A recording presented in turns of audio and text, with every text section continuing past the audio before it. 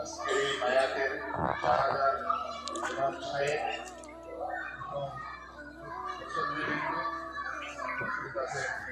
তাদের পরিবারকে ভাই সহ আমার থেকে আমার সালাম আসসালামু আলাইকুম আপনারা কেমন আছেন? আলহামদুলিল্লাহ, আল্লাহ পাক আমাদের সুস্থ সবল রেখেছে বিদায় এক জানাজায় আমরা একত্রিত হতে পেরেছি। এর জন্য আল্লাহ দরবারে আল্লাহ যেন আমাদের সবাইকে হেদায়ত করে।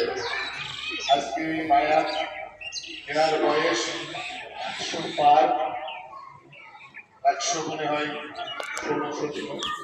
যাই হোক, উনি কোন মানুষের সাথে মিশুক ছিল, দীর্ঘদিন যাবৎ এই এলাকায় বসবাস করেছে। এনার ছেলেরা দুপচাচিয়া শহরে থাকে, কিন্তু ইনি আমাদের গ্রামের টানে, ইনি চাইনি আমাদের মহব্বতের টানে ইনি গ্রামেই থেকেছে।